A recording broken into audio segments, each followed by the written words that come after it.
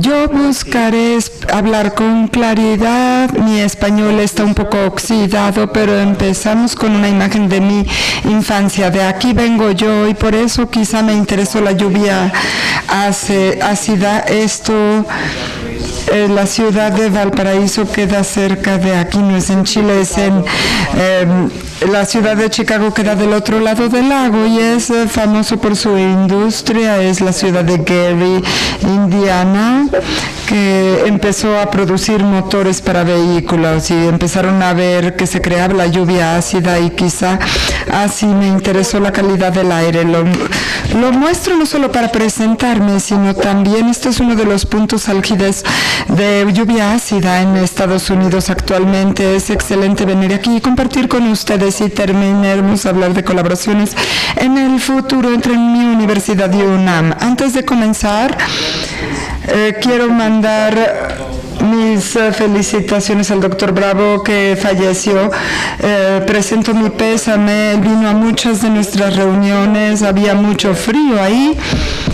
Una de nuestras reuniones anuales en Park City, Utah, y mi recuerdo favorito de él es que él hablaba 2 veces en la reunión y siempre empezaba en español y alguien decía en inglés, y en tributo a él empezaré en español. Querido amigo, se te extraña. Descansa en paz. Trabajó maravillosamente con nuestro programa para aumentar la colaboración. Este es un mapa que muestra fuentes de contaminación en Estados Unidos. Yo vengo de aquí, el estado de Illinois. Estamos en el campus de la Universidad de Illinois, Chicago. La ciudad que les mostré está al este de Chicago y yo violé de Illinois. Yo me detuve en Dallas y vine aquí a la UNAM. Y la razón de que voy a mostrar esto, el único mensaje que tienen que aprender hoy es que quizá tenemos fronteras artificiales. Esta línea amarilla donde hacemos como que detenemos la política y a la gente. Bueno, yo no quisiera hablar de eso hoy, pero no podemos detener el aire. El aire no tiene fronteras. Y esto es para que mejor entendamos el aire que compartimos en América del Norte. Y es lo único que tienen que aprender hoy.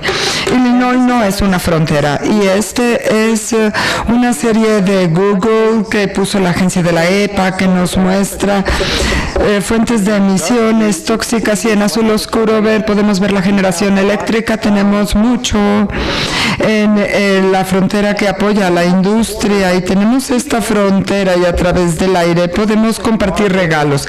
Te mandamos nuestro aire con un poco de aditivo e igualmente con la industria en México.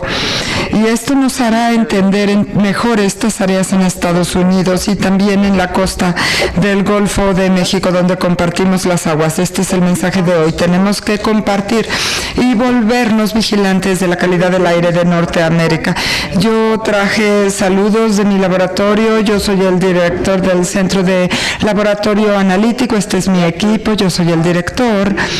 Y Lee supervisa mi laboratorio. Tenemos este personal. El programador está aquí atrás. Tenemos un grupo maravilloso, gente con mucha experiencia. Estamos en el campus de la Universidad de Illinois en un instituto que se llama el Instituto de Investigación de la Pradera. Estamos dentro de las instalaciones universitarias.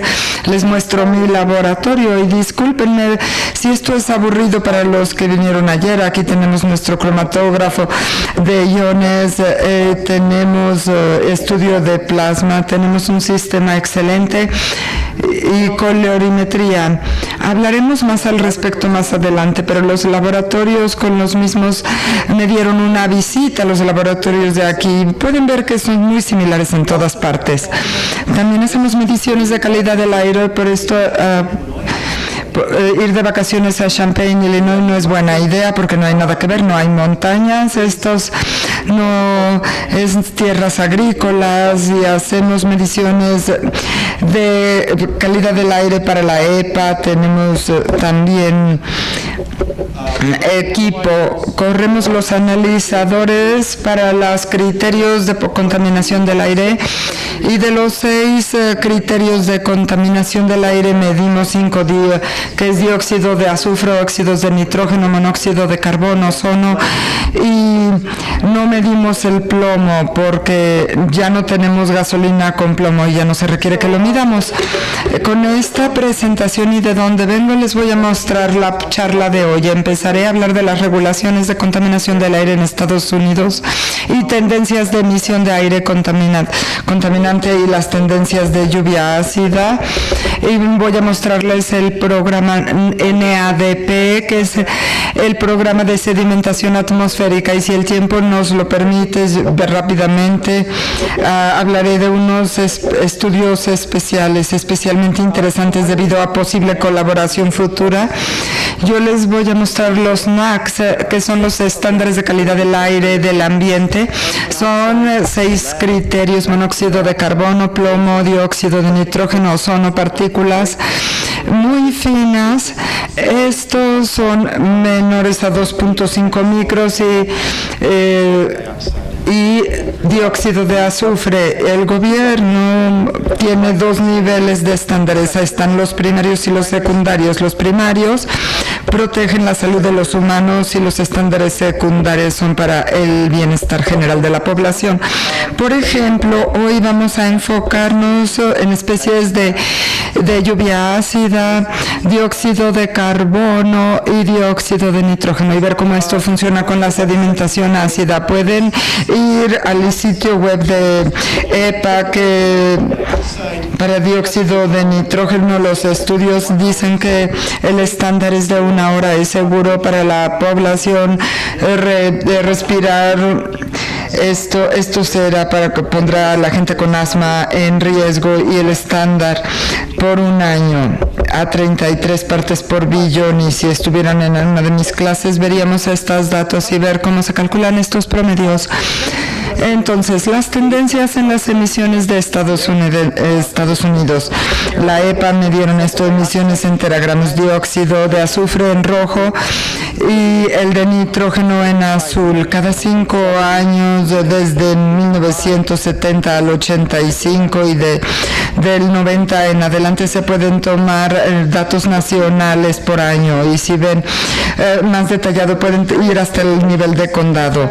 Estos son para traducir las siglas CAAA, son las modificaciones a la ley de aire limpio, y el CAIR son las reglas interestatales de aire limpio. Nadie sabe cómo serán las regulaciones de aire en el futuro en Estados Unidos. Esto sigue en duda si estas tendencias continuarán. Antes de Trump había más regulaciones que iban a llegar a implementarse, pero todo está ahora cuestionado.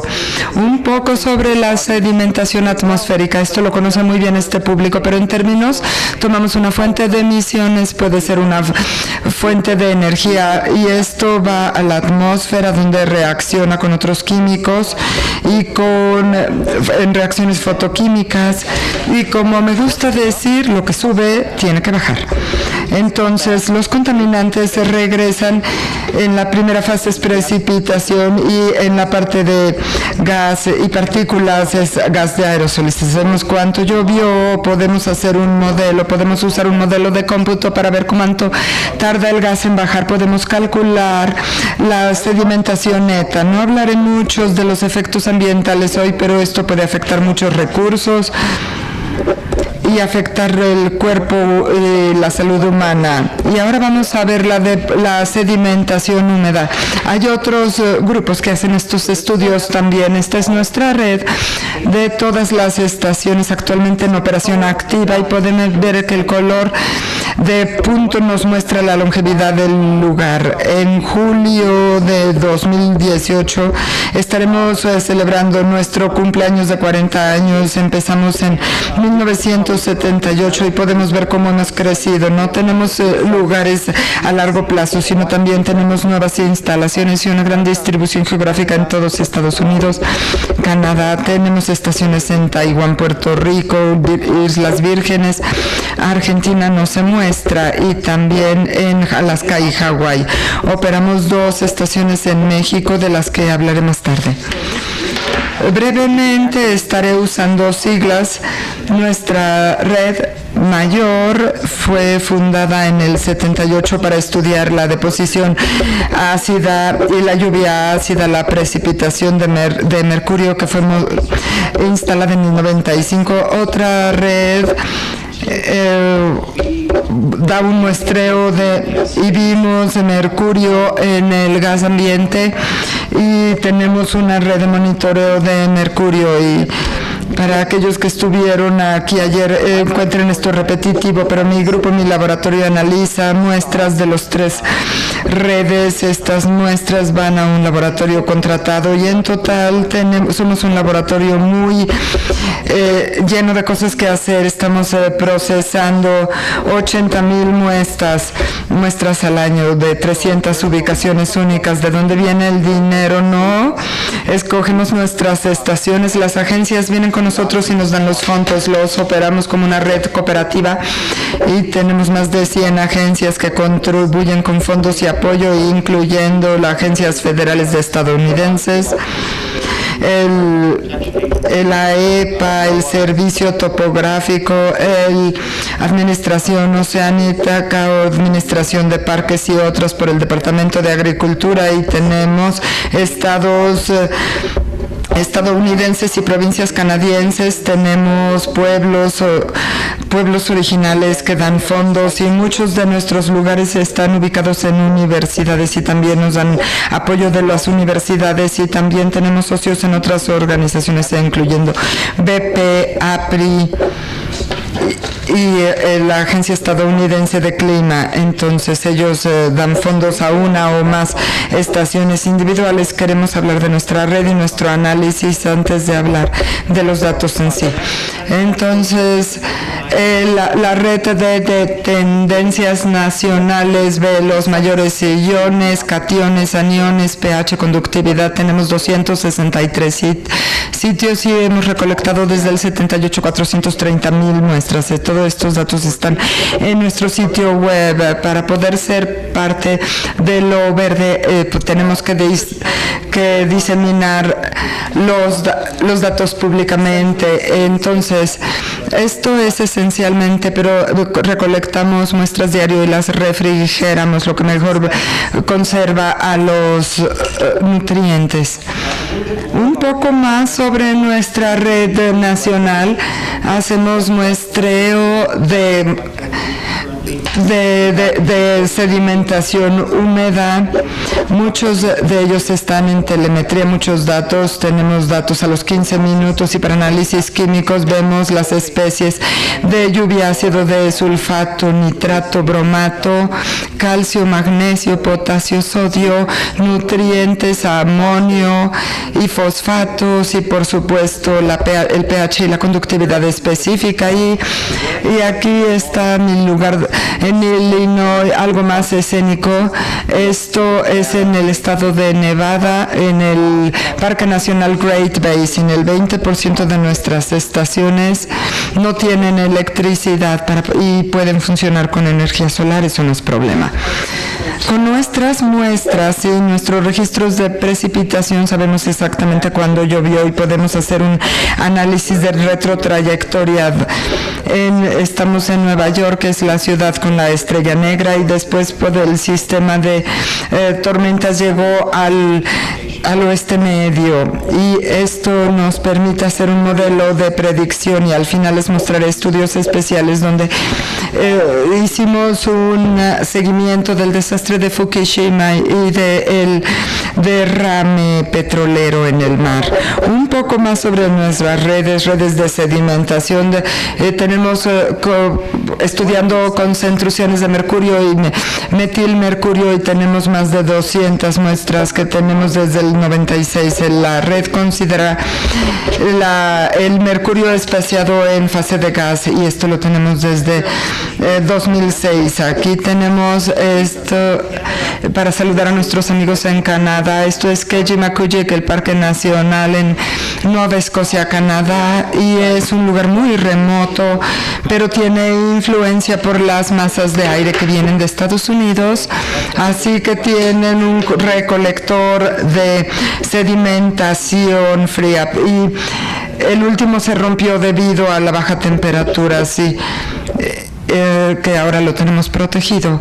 Este es un mapa que muestra la sedimentación húmeda de mercurio en 2015. Este es el lugar que les mostré en Kejimakujik.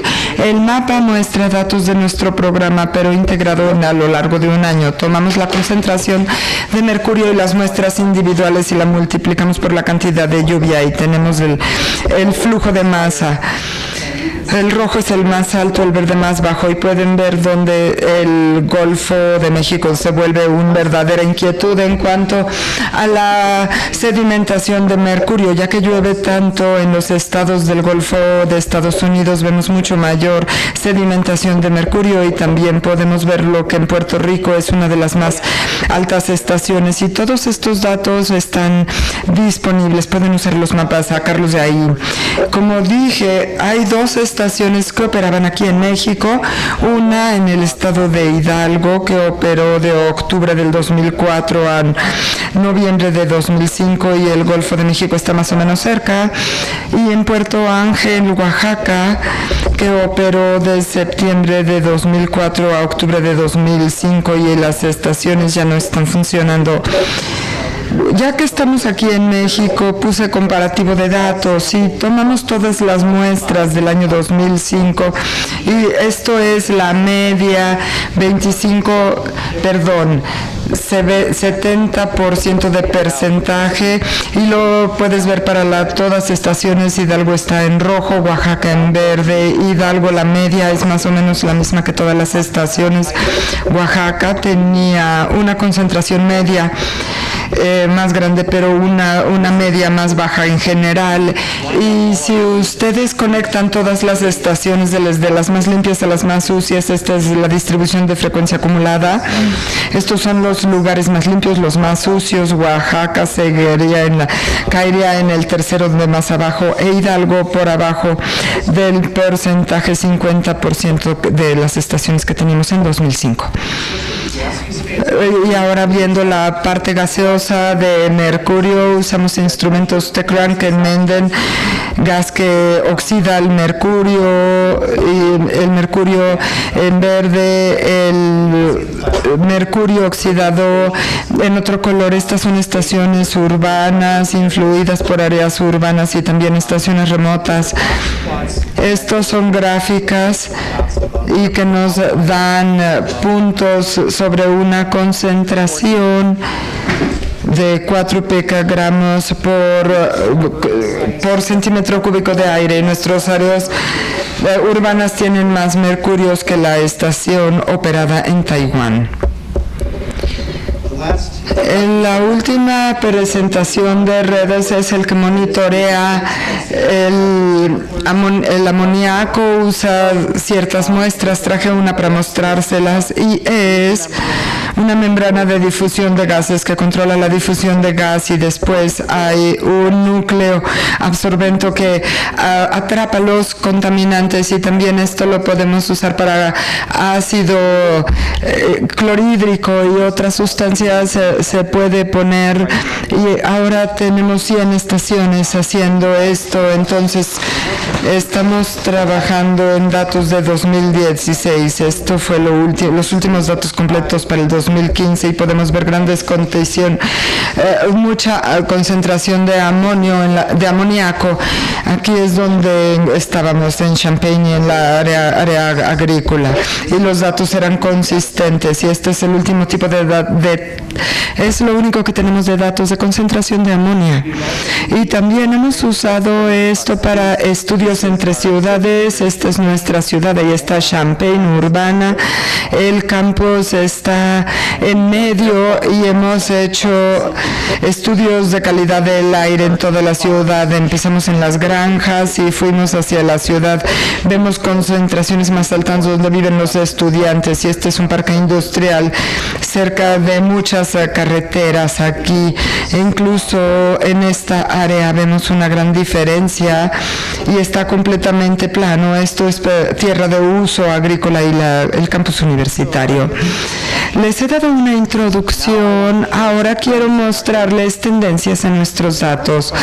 La primera pregunta que tuvimos 40 años después es ¿por qué todavía nos preocupa la lluvia ácida? La lluvia ácida, esta es los últimos datos completos que tuvimos para el 2015. Clasificamos la lluvia ácida como el pH de cierto punto. Aquí lo podemos ver. Este mapa era muy diferente hace unos años, pero generalmente el pH es menos de 5 en la parte este de Estados Unidos y mayor pH en la parte occidental, indicando menor cantidad de lluvia ácida. Y nuestra estación en Illinois es la línea divisoria aquí. Ahora tengo que disculparme.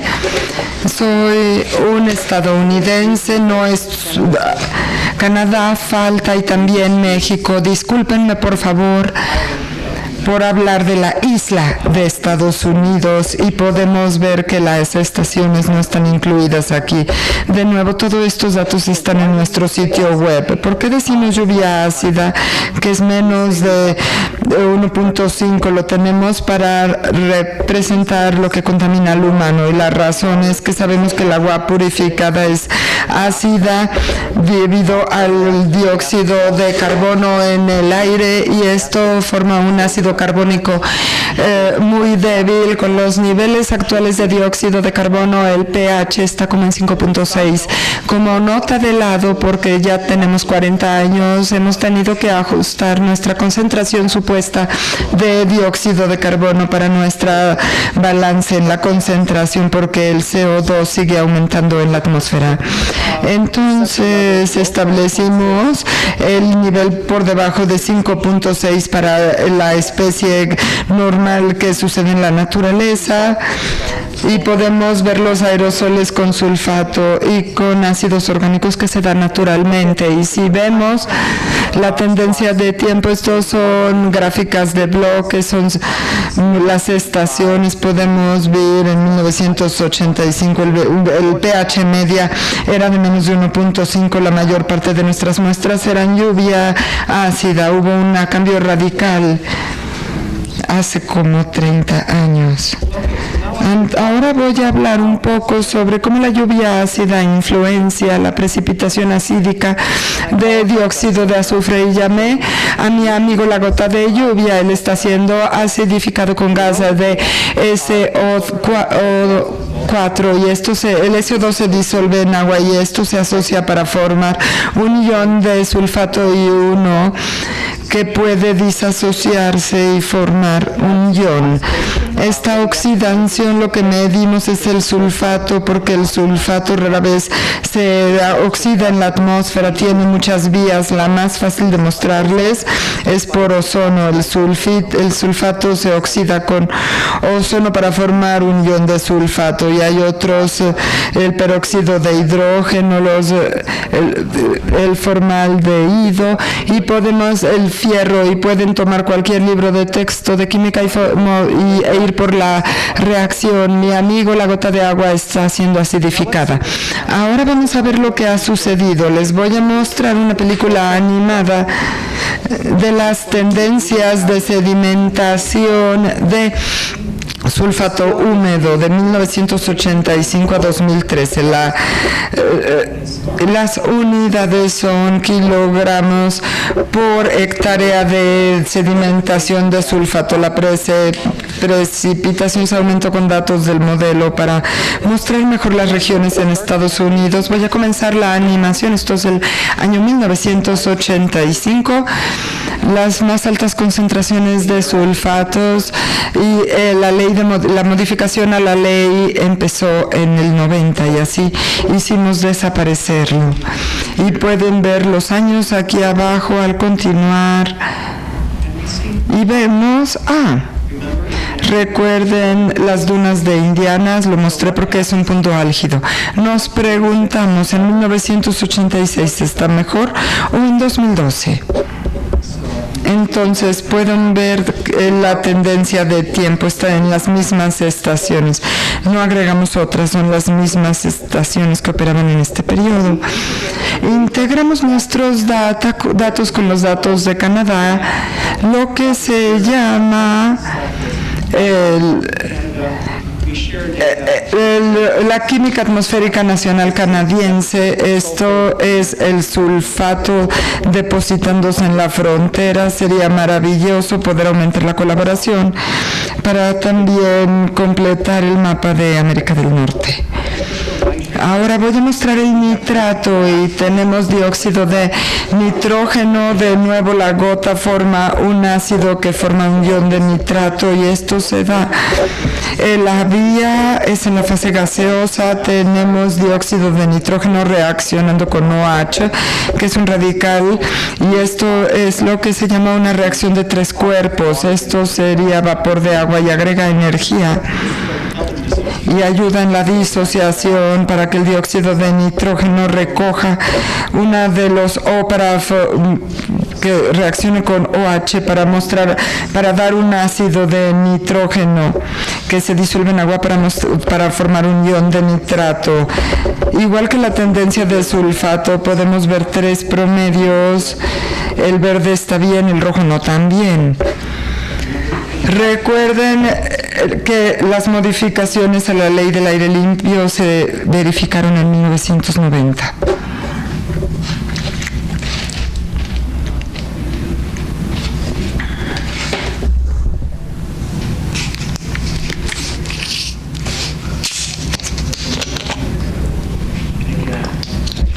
Y de nuevo, desaparece el nitrato.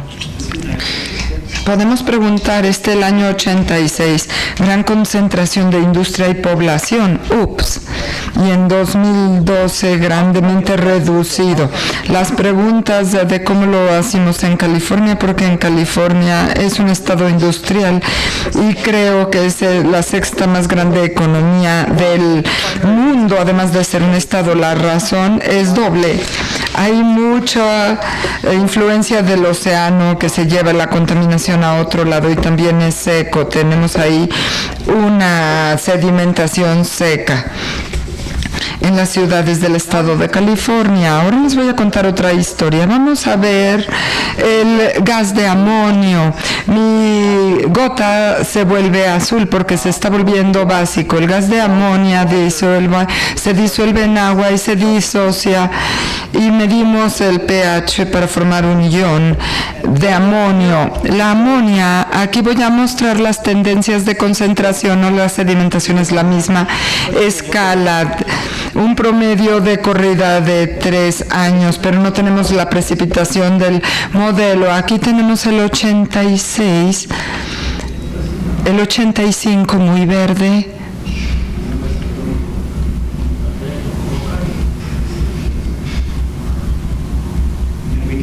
Y podemos ver que coincide con la reducción en lluvia ácido, con el aumento de amoníaco. Este es un área agrícola en Estados Unidos. Y entonces vamos del 85 al 2012. Vamos de verde a rojo principalmente en las regiones agrícolas de Estados Unidos. Y esto realmente fue la motivación, porque no había buenos juegos de datos sobre el amoníaco, no está regulado y es sensato políticamente porque es para agricultura. Entonces hay inquietudes, pero también tenemos muchos recursos. El estado de Colorado, mucho más bonito que Illinois, las Rocallosas y muchos parques nacionales, ahí hay inquietud. Pero fue la motivación para la red de monitoreo de amoníaco porque no teníamos los datos. Esta es una imagen de Google Earth, lo de abajo es el ion de amonio y precipitación, y los puntos representan amonia gaseosa y podemos ver los puntos en rojo. Son áreas de traslape donde también tenían altos iones de amonio y precipitación. Entonces, otros estudios ambientales fue una introducción al NDP. Ahora voy a hablar de proyectos que hemos hecho, porque tenemos la infraestructura de una red internacional grande. Hemos hecho estudios hemisféricos. El primero es el desastre de Chernobyl en el 86. Así se veía nuestra red. Recolectamos muestras y las mandamos a nuestro laboratorio de investigación de gobierno para ver cuál era la sedimentación viniendo del desastre de Chernobyl antes de trabajar en el laboratorio. Más recientemente, durante mi carrera, nos llamaron para evaluar el impacto de Fukushima, que se dio en marzo de 2011. Si recuerdan, el epicentro del terremoto estaba fuera de la costa de Japón y afectó la planta nuclear de Fukushima Daiichi.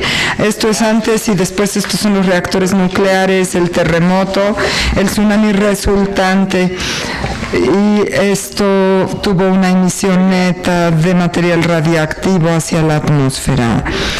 Nos llamaron para muestrear, tomamos nuestras muestras de agua y también los filtros de nuestras muestras y los enviamos a un laboratorio de gobierno en Denver, Colorado, operado por el Estudio Geológico de Estados Unidos. Es como esto, da miedo, pero es padrísimo si estamos parados ahí.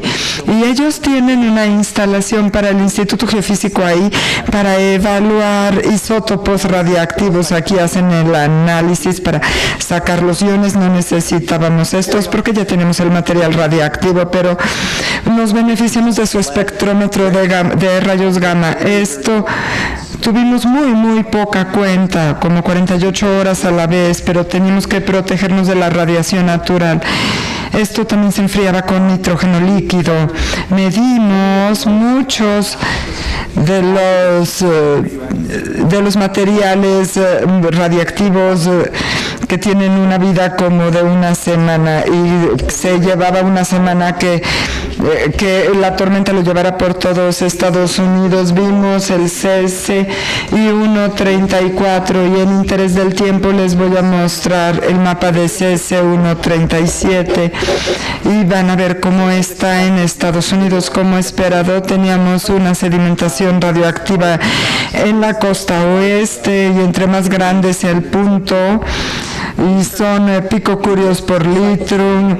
Había una banda de las Rocallosas y no consideramos una banda del oeste medio, pero pueden ver la difusión y corre modelos sencillos, y también lo vimos que salían en el análisis de la trayectoria. Publicamos esto, es la historia de Leeds. Entonces tenemos una publicación de ASTM. También hicimos, estas son las islas Aleutian en Alaska, y también pudimos detectar isótopos radiactivos ahí también, y el otro está en la publicación, pero tuvimos las mayores detecciones en CS-137, que es una de las especies más estables. Y yendo a otra historia, Otro uso de nuestra red, respondemos a los desastres en el horizonte de aguas profundas en 2010. Quizás recuerden, creo que fue BP, tenían su pozo petrolero que explotó y tuvo muchas emisiones de contaminantes en la atmósfera y nos llamaron para evaluar el impacto para el caso legal con la EPA y medimos la especie del sulfato, nitrato, amonio, mercurio como las especies probables de resultantes del desastre. Hice un análisis de trayectoria. Esta estrella negra fue donde estuvo la explosión cerca de Mississippi, Alabama, y pudimos ver un seguimiento, y aquí tenemos una densidad grande de estaciones en la costa del Golfo. Y el pozo estaba por aquí. El contaminante fue analizado por muchas de nuestras estaciones. La parte verde es lluvia ácida y la parte azul es los lugares de sedimentación por mercurio.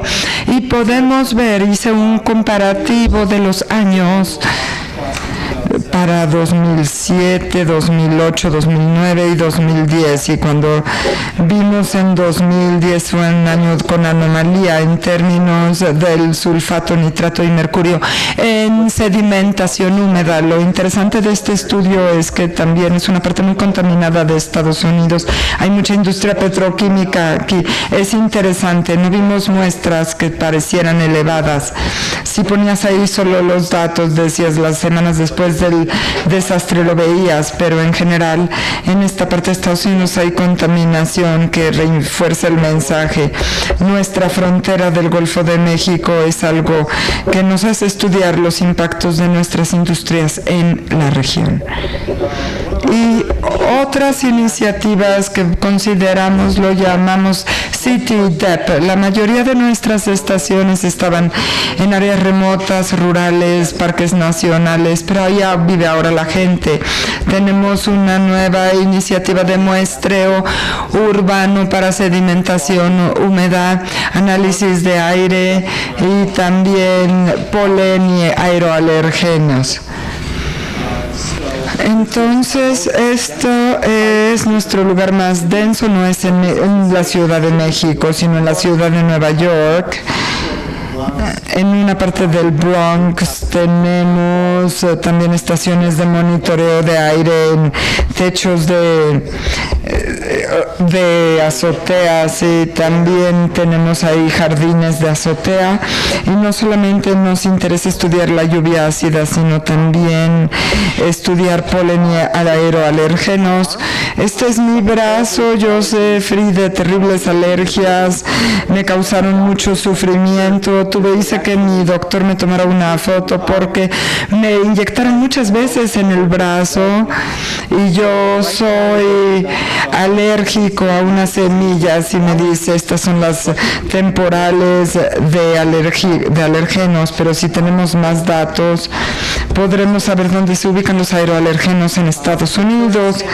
El muestreo actual en nuestra red nacional, sé que tienen aquí pero aquí tenemos un muestreador el Rotorod, que tiene un centrífugo y usa un microscopio para analizarlo. Hicimos equipo con la Universidad de Maine en su Instituto de Cambio Climático para analizar las muestras, porque igual que su laboratorio aquí, quizá todas las muestras se analizaban y simplemente tirábamos el filtro, pero pudimos mandarlo a la Universidad de Maine, donde observaron los filtros, hicieron un análisis microscópico para identificar las especies de polen.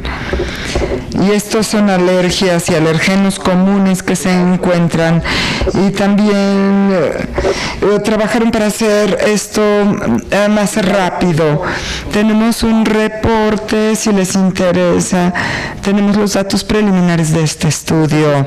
Y de esta manera se podía expandir la red. El negro es de la Oficina Nacional de Alergias. Esto lo usan doctores y hospitales, usan el Rotorod. Pudimos expandir rápidamente el monitoreo de aeroalergénicos incorporando estos aparatos. Y Y voy a terminar, no quería tardarme mucho, son 1:45. Quiero tener tiempo para preguntas y para comentarios. Vamos a ver colaboración futura entre UNAM y CIMAT y NADP y la Universidad de Illinois. Aquí vemos la sedimentación húmeda en la Ciudad de México, el pH particular y datos de nuestros programas y cómo podemos integrar nuestros juegos de datos como hacemos en Canadá para tener una imagen integrada de la calidad de aire y los efectos de la sedimentación húmeda. Y me da mucho gusto que me hayan invitado aquí para que podamos seguir hablando de la colaboración. Y con esto sé que tendremos mucho tiempo para preguntas. Terminaremos con sus preguntas.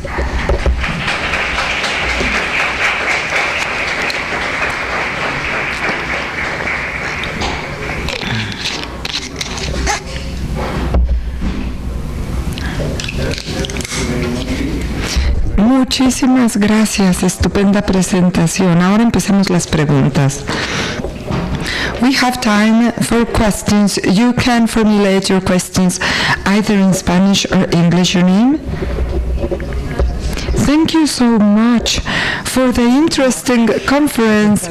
I wanted to ask you about the Minamato agreement. Mexico signed the Minamato agreement and committed to measure the mercury particulates. As what you said, that in US you don't have that problem. You have a progress in the control and measuring of mercury. What recommendations would you give us so in Mexico we can get to that goal to reduce the emissions according to the commitment in the Minamato agreement?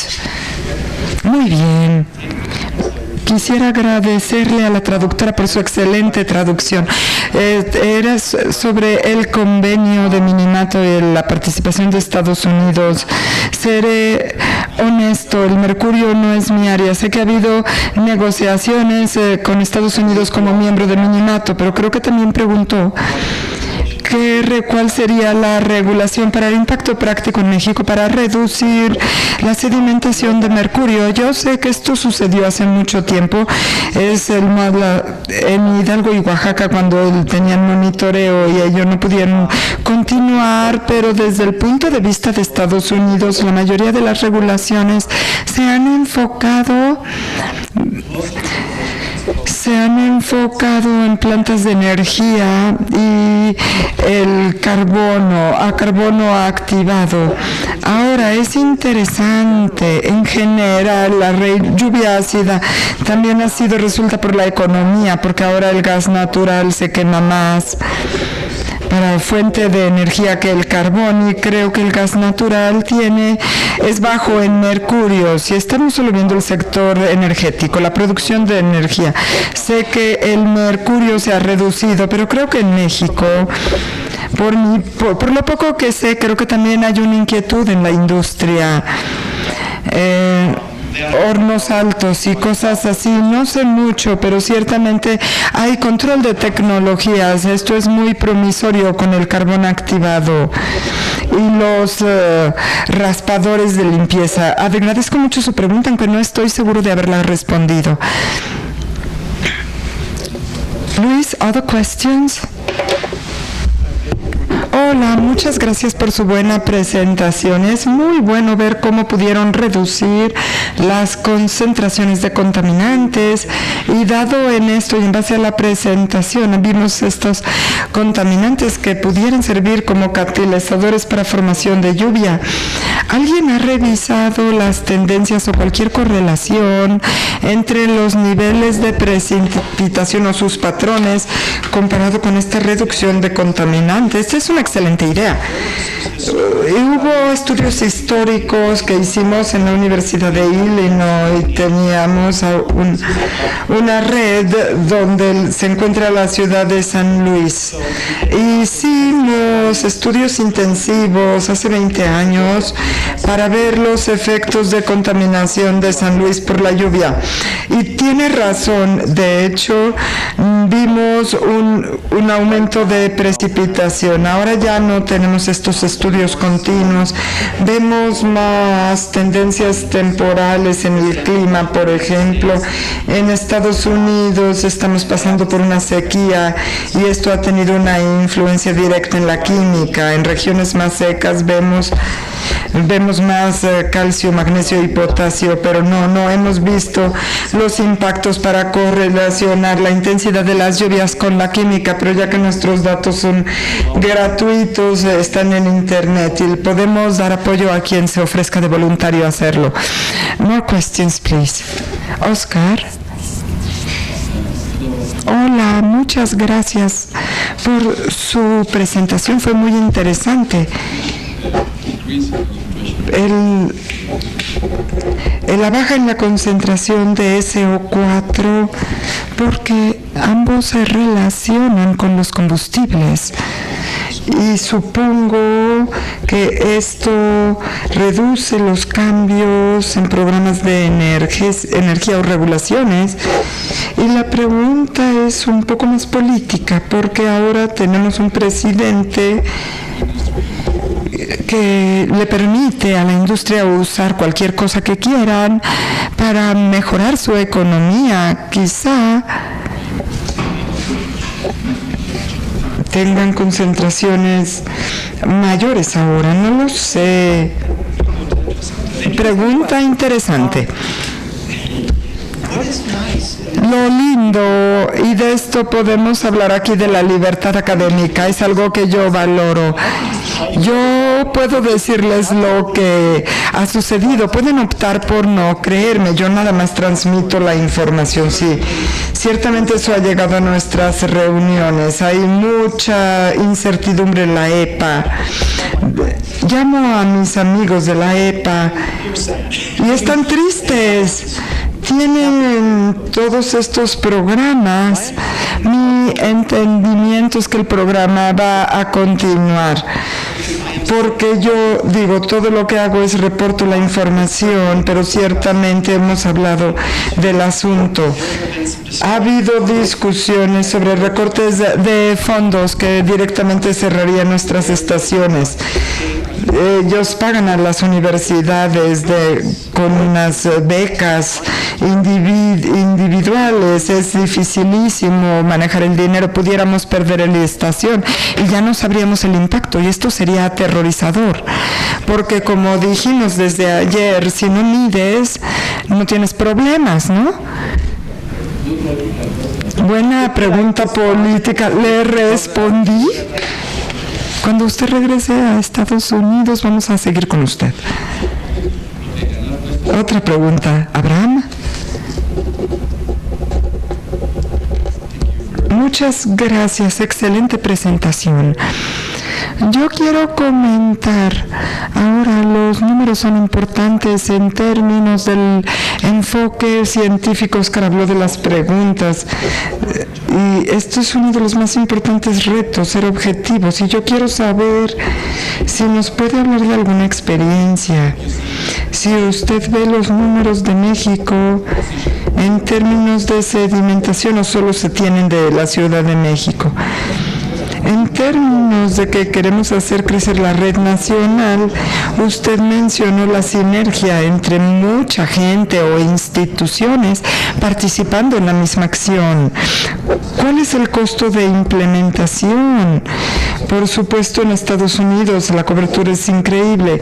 ¿Cuál sería el costo por unidad de muestreo? Una de las preguntas, porque creo que si queremos hacer algo como esto, hay que tener en mente que tiene un costo.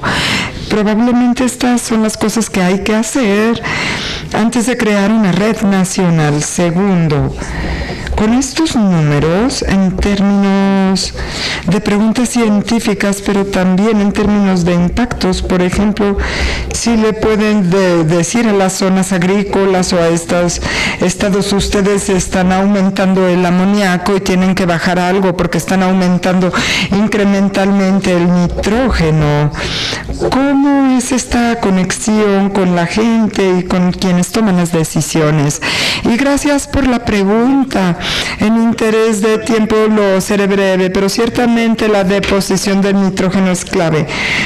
Pregunto esto primero y luego hablo del costo. Nuestros datos se usan para integrarse, para encontrar la sedimentación total de nitrógeno en Estados Unidos. Tengo mapas, pero por el tiempo quise mantener mi discusión más sencilla, pero hay un esfuerzo para integrar la sedimentación húmeda y la seca para ver la deposición total de nitrógeno. Esto se llama carga crítica. Para cada ecosistema o parque nacional podemos ver cuánto nitrógeno puede recibir sin tener un impacto adverso. Me vienen a la mente Chesapeake Bay, que es la fuente de agua, y tuvimos estudios para ver cuál era la sedimentación de hidrógeno, y también en Colorado, en las montañas rocallosas, porque ahora la industria está causando impactos de contaminación en el parque. Cuando tienes un área natural y agregas nitrógeno, es como fertilizar y puedes obtener muchas especies que no son endógenas, y por eso la amonia es un problema. Esto fue el tema de mi tesis de doctoral, de cómo la baja de lluvias ha afectado el nitrógeno y ha afectado la proporción nitrógeno-azufre. Este es otro tema, pero yo creo que he hablado del nitrógeno. Hablaré del costo. Operamos en una economía de escala. Mi laboratorio tiene 22 personas de tiempo completo. Cuando pagas la nómina son como 20.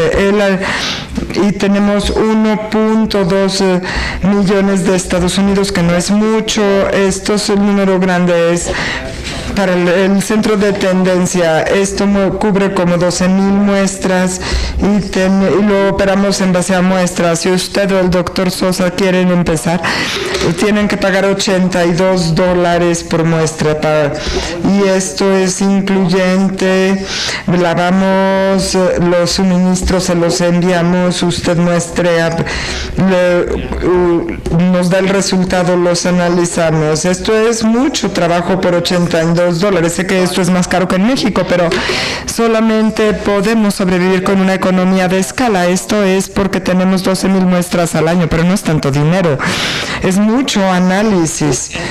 Y ya que es un programa de investigación cooperativa, todo el mundo paga lo mismo, incluso porque en México solo les puedo cobrar $82. Yo pierdo dinero con mi ciencia, pero la tengo que aceptar porque no es una organización lucrativa, sino de gobierno. Esto es publicado, aquí no hay secreto, ni todo el mundo los conoce, es información pública. En la red de monitoreo de amonia creo que son $72, pagamos incluso el correo, el envío, todo incluido. ¿Aquí? Muchas gracias por la presentación. Me pregunto, en general, su flujo de masas lo obtiene de algunas de estas especies con el estudio de la lluvia. Explícitamente la sedimentación húmeda, si haces la derivación, es la concentración química multiplicada por la cantidad de precipitación. Tenemos inquietudes sobre la calidad de los datos, incluso en Estados Unidos. ¿Cómo trata con estas cosas? Bueno, operamos en una red, tenemos nuestras propias calibraciones para verificarlas y también verificamos cuánta agua tiene el recolector comparado con el medidor de agua, y tenemos algo de telemetría. Cuando el recolector se abre, nos da una señal completa. Esencialmente, para la calidad operamos nuestra propia red. ¿Ha comparado con la red nacional?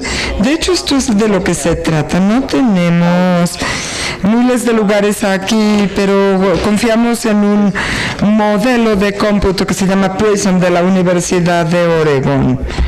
Y nos comparamos con los servicios de clima nacionales y simplemente operamos nuestra estación.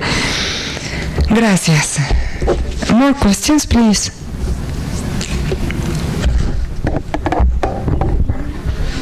¿Tiene planes para considerar el número de concentración en el futuro en su red? Se refiere a predicción, cómo se verá en los años futuros, mañana o así, ¿verdad? Lo interesante, nuestra misión primaria es dar datos de alta calidad de una manera económica. De alguna manera equilibramos lo económico con la alta calidad, con lo que sea rápido, barato y bonito. Voy a llegar a su pregunta, pero nuestra misión es solamente rendir datos. Hemos hecho análisis de tendencia, la razón por la cual las organizaciones van con nosotros, porque ellos harán la predicción futura. No está dentro de nuestra misión hacer diagnósticos, solamente hacemos aseguramiento de calidad y análisis de tendencia. No hacemos diagnósticos. Hay grupos, sin embargo, que tratan de integrarlo con CIMAT, el modelo de calidad. Hay un módulo de diagnóstico y usan nuestro modelo para corrección. No hacemos esto, pero hay grupos que usan el modelo CIMAT, el modelo comunitario para calidad del aire. More questions, please. Yo tengo una.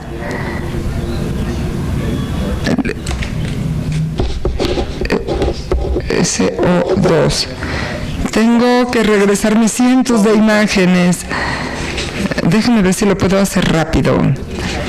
Mi pregunta son sobre las estrategias que reducen emisiones de SO2. ¿Esta? No, la otra. Esta es unas estrategias excelentes porque es muy clara la reducción en la emisión. Habla de las plantas de energía, las fuentes estacionarias. Pero en el caso de las fuentes móviles, lo interesante, de nuevo, traté de mantener un mensaje muy sencillo. Agradezco el debate. El dióxido de azufre se llamaba Cap and Trade. Tenía un tope y la planta de energía. Yo puedo tener una pequeña y puedo ver, usted quiere ser muy grande, yo quiero ser pequeño. Y así el SO2 es muy sencillo. Esto quizá ya lo sabemos cuánto azufre tiene, podemos hacer el cálculo. Esto es bastante directo. El problema es que el gobierno quiere que todo se vea como SO2. Esto era muy fácil y viene de plantas de energía. El dióxido de nitrógeno, en lugar de decir puedes emitir tanto y controlas la cantidad de combustible, definen una tecnología de control.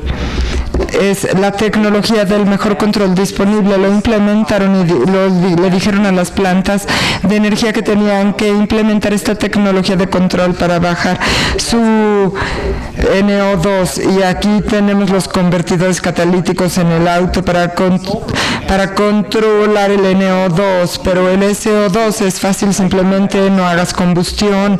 El NO2 ha venido aquí desde nuestros amigos alemanes que dicen no es tan sencillo controlarlo. No creo haber respondido a su pregunta, pero ciertamente habla de emisiones de diésel, de pero tiene que ver con la combustión. Sé que los estudiantes saben cómo se forma el NO2, es solamente una tecnología de control y los alemanes dicen que no siempre funciona. Mercurio. Lo interesante es que la mayoría de las emisiones pesadas de mercurio se controlaron antes de empezar la red. La red empezó en el 85 y las peores emisiones de mercurio de producción de cemento van al cielo y nos queman nuestros dientes, las emisiones de crematorios, todo eso estaba ahí, pero ahora las regulaciones son en el nivel estatal, pero también consideran el mercurio emitido por plantas de energía y también otra grande fuente son los hospitales. Y este es el enfoque de las regulaciones. No sé si respondió o no a su pregunta. And any other question? If we have no more questions, let us thank all of you for your attendance and Chris Lehman.